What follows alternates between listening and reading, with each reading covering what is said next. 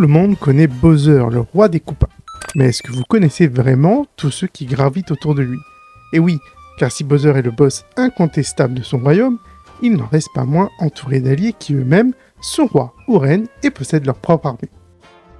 Il apparaît en 1988 dans Super Mario Bros 2 pour les versions américaines et européennes. À l'origine, Vart se nommait Mamou, mais finalement, Nintendo a décidé d'échanger son nom pour Vart au moment où Doki Doki Panic devient Super Mario Bros 2 pour l'Occident. Étrangement, il ne vient pas du royaume champignon, mais de Subcon, le monde des rêves. Il fait d'ailleurs une apparition dans Link's Awakening sur Game Boy, le jeu qui a un rapport avec les rêves dans lequel un œuf de Yoshi géant est présent. Mais pourquoi me diriez-vous? Pour vous expliquer cela, je vais citer Miyamoto qui sera plus à même de vous faire comprendre la philosophie de Nintendo. Watashi wa arigato, pourquoi pas? Comme c'est le cas de Bowser, il possède un florilège de sbires à son service. Parmi les plus connus, il y a les Mascas, devenus célèbres pour leur faculté à rendre n'importe quelle scène gênante. Ces petits hommes masqués ne font hélas plus partie de l'équipe de Vart. Ils ont décidé de migrer vers un tyran que l'on connaît bien. Cependant, ils sont aussi des ennemis récurrents de Yoshi. À cela, on peut ajouter les Ninjas, des petits ninjas trop mignons à qui on a envie de faire de gros câlins. Et bizarrement, eux aussi vont aider Bowser à la place de Vart à plusieurs reprises. Le roi des Womps et ses sujets sont des piliers de l'univers Mario, représentant parfaitement l'ère du passage à la 3D et de son sourire ravageur. Apparus en 1996 dans Super Mario 64, les Womps sont directement inspirés des Nurikabe, des esprits du folklore japonais qui prennent la forme de murs invisibles ou de pierres bloquant le chemin des voyageurs la nuit. Contrairement aux Thwomps, les blocs bleus à pic qui vous écrasent verticalement, les Womps sont mobiles, possèdent des bras, des jambes et attaquent en se laissant tomber de tout leur long sur le joueur. Le roi Womp apparaît dans le deuxième niveau de Super Mario 64, la forteresse de Womp. Et s'il est iconique, c'est en partie parce qu'il a une revendication pour les moins surprenantes au moment de votre interaction. Bon, la vraie raison qui a rendu ce boss iconique, c'est surtout lié à la gestion de la caméra.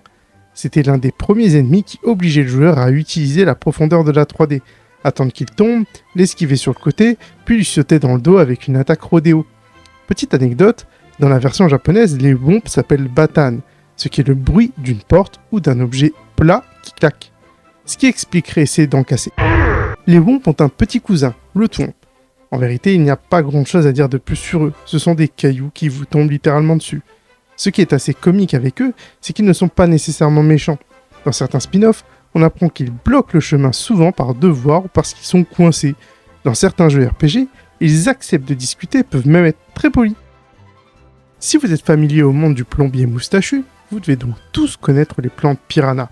Maintenant, imaginez une de ces plantes sous hormones et qui restait un peu trop longtemps au soleil et vous obtenez Flora Piranha. Flora Piranha est la chef des plantes piranha. Elle est apparue en 2002 dans Mario Sunshine sur GameCube, la meilleure console de tous les temps et il n'y a aucun débat possible. Comme le roi Thwomp, elle est là surtout pour l'utilisation d'une mécanique propre au jeu et ici, c'est Jet, l'appareil qui propulse de l'eau. Ce qui est assez marrant avec Flora, c'est que son statut de reine ne provient absolument pas des jeux principaux, mais surtout de la série Super Smash Bros, où les descriptions la désignent en tant que telle. C'est d'ailleurs dans Smash Bros Brawl, dans l'émissaire spatial plus précisément, qu'on la verra aux commandes d'une armée de plantes, ce qui renforce son statut de reine. Elle apparaîtra dans beaucoup d'autres spin-offs, et ce, dès Mario Kart Double Dash sorti sur GameCube. Malheureusement, à part ça, il n'y a pas grand chose à raconter sur elle. On comprend qu'elle est maladroite, plutôt balèze, et c'est tout. Au final, même ses sbires sont un peu à son image, soit des plantes qui crachent des boules de feu, de la glace qui saute, qui vole, bref, elles sont un peu à l'image des Koopas. Très basiques, mais c'est aussi ce qui font leur charme. Apparu en 2000 dans Paper Mario sur Nintendo 64, il est le premier boss du jeu et il tente d'empêcher Mario de quitter le village des Goombas. Le roi Goomba est en fait un simple Goomba qui a obtenu une couronne magique de la part de Bowser et c'est pour ça qu'il est devenu aussi gros. Mais le grand public va surtout le connaître à travers Super Mario 64 DS, un niveau spécial et créé à l'occasion où le roi des Goombas a enfermé Mario dans une pièce et seul Yoshi peut aller le délivrer. Mais qu'en est-il de l'armée de Goomba?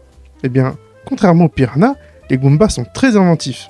On a donc le Goomba classique, celui sur lequel on marche sans état d'âme. Le Paragoomba, lui c'est aussi un Goomba sur lequel on marche sans état d'âme, à la différence qu'il possède des ailes. Les Galoombas, apparus dans Super Mario World, alors ceux-là, ce sont mes préférés, car ils sont l'opposé des Goombas dans leur mécanique. On ne peut pas les tuer en leur marchant dessus, il faut les renverser et ensuite leur botter les fesses. Les Goombas chats, apparus dans Super Mario 3D World, ce sont des Goombas qui ont la faculté d'être agiles et de sauter.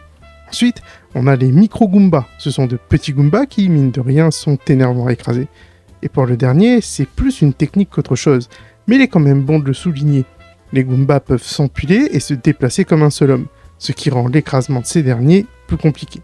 Et justement, ça souligne le fait que les Goombas ont conscience de leur faiblesse, et les développeurs l'utilisent pour créer un moyen de surprendre le joueur en rendant une action simple à effectuer plus compliquée.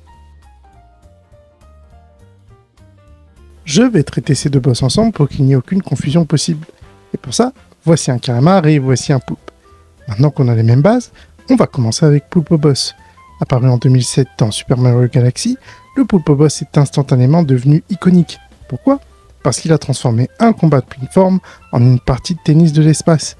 On lui renvoie ses noix de coco, il s'énerve, et la musique orchestrale donne le rythme. Le paradoxe du personnage provient du fait qu'il soit dans la lave, comme s'il avait renié l'eau pour ne plus jamais laisser quelqu'un le manger cuit. Il est tellement apprécié par Nintendo qu'il revient dans Mario Galaxy 2 et il est à la tête d'une armée. Les Poulpas, qui vous balancent des cailloux en vous crachant dessus, le même genre de poulpe que vous rencontrez dans Zelda d'ailleurs. Les Poulbob, qui sont des Goombas version poulpe, les Octopus qui pour le coup ne sont que de simples pieuvres, et enfin le prince des poulpes qui suit les traces de papa en balançant des boules de feu et en se battant sur un char. Assez étrange provenant d'un poulpe, ma foi. Enchaînons maintenant avec King Calamari. À ne pas confondre avec le Mega Bloops classique que l'on traîne depuis Sunshine. Ce roi-là ne combat pas sur la terre ferme, il vous attend au fond de l'océan. Il apparaît en 1996 dans Super Mario RPG La Légende des 7 étoiles. Contrairement à son homologue poulpe, lui est sensible au feu. Quant à son armée, rien de bien compliqué.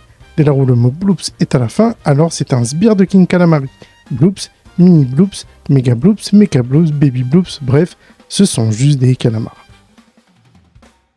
Il est le seigneur incontesté de tout ce qui explose dans le royaume champignon. C'est une version gigantesque d'une bombe classique, mais avec des attributs royaux distinctifs.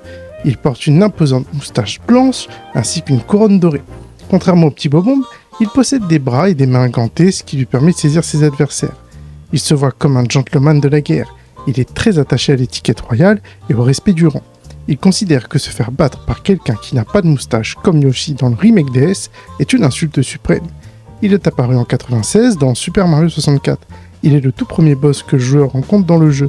C'est lui qui détient la première étoile de puissance, faisant de lui le baptême du feu pour des millions de joueurs découvrant la 3D. Le roi Bobomb dirige une armée de projectiles vivants. Les Bobombs classiques, soldats de base, elles s'allument que si elle est piétinée ou si Mario s'approche trop près. Le Bobomb rose, alors eux ils sont pacifistes, ils sont même en rébellion contre le roi et aident Mario en ouvrant les canons. Les Parabombes, une Bobomb équipée d'un parachute. Elle est larguée par le vaisseau de Bowser pour un bombardement aérien précis. Les K-Bombes, apparues dans les mini-jeux. Elle explose si on la touche, mais contrairement à la Bobomb, elle est beaucoup plus imprévisible dans ses mouvements. Boulet de canon, une version massive et lente, dans Paper Mario, ce sont de véritables tanks capables d'encaisser énormément de dégâts avant de déclencher une détonation dévastatrice. On arrive à la fin de la vidéo, et si vous connaissez un peu le lore de Mario, vous remarquerez qu'il en manque un, et pas des moindres, le roi Boo.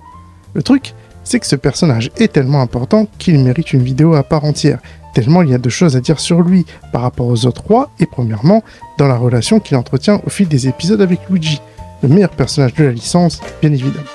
Sur ce, je vous dis à la prochaine, portez-vous bien.